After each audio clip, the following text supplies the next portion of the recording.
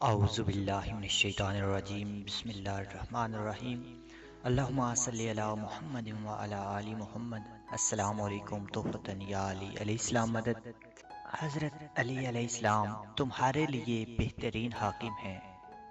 رسول خدا صلی اللہ علیہ وآلہ وسلم نے فرمایا، جو امیر المومنین علی علیہ السلام نے تم دو آدمیوں کے درمیان فیصلہ کیا ہے، یہ تم دونوں کے لیے علی نے حکم سنایا ہے، حکم الہی تھا۔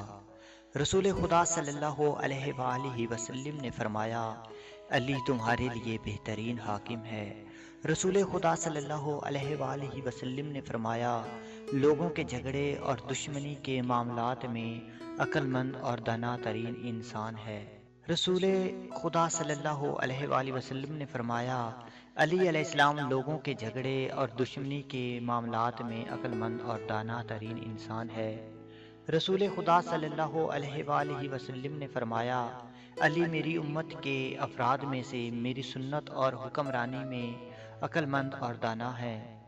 ابن عباس سے نقل ہوا ہے کہ رسول خدا صلی اللہ علیہ وآلہ وسلم نے فرمایا، علی میری امت میں سے سب سے عاقل اور دانا ہے، اور میرے پاس جو چیزیں باعث اختلاف ہوں گی ان میں ان کی عدالت اور قضاوت سب سے بہترین ہے۔ علی علیہ السلام نے فرمایا، رسول خدا صلی اللہ علیہ وآلہ وسلم نے مجھے یمن کے لیے روانہ کیا۔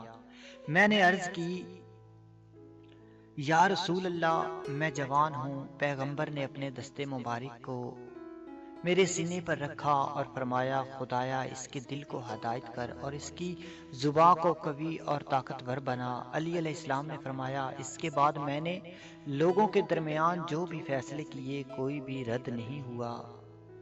علی علیہ السلام سے منقول ہے، انہوں نے فرمایا، رسول خدا صلی اللہ علیہ وآلہ وسلم نے مجھے یمن کی طرف روانہ کیا۔ میں نے کہا، یا رسول اللہ، میں تو ایک جوان ہوں اور میں فیصلہ کرنا بھی نہیں جانتا ہوں، آپ مجھے یمن کی طرف روانہ کر رہے ہیں۔